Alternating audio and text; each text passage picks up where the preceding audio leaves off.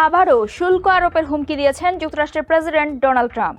এবার তিনি দেশটির কাঠ ও দুগ্ধ শিল্পের ওপর ২৫০% শুল্ক আরোপ করতে চান। দর্শক, এ নিয়েই এখনকার টিভিএস নিউজ আপডেটস। আপনাদের সঙ্গে আছি আমি রুকাইয়া জহির। শুক্রবার ওভাল অফিসে ট্রাম্প বলেন, যুক্তরাষ্ট্র থেকে আমদানি করার কাঠ ও দুগ্ধ পণ্য থেকে কানাডা ২৫০%-র মতো শুল্ক নিয়ে থাকে।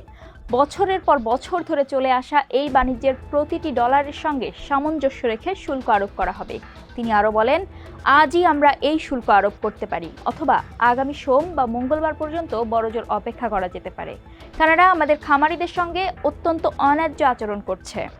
ট্রাম্পের এই মন্তব্যের প্রতিক্রিয়া জানিয়েছেন কানাডার বাণিজ্যমন্ত্রী মেরি এনজি। তিনি বলেছেন, অটোয়ার কাঠ ও দুগ্ধপণ্যের ওপর ট্রাম্প যে পরিমাণ শুল্ক আরোপ করতে যাচ্ছেন তা একেবারেই অযৌক্তিক।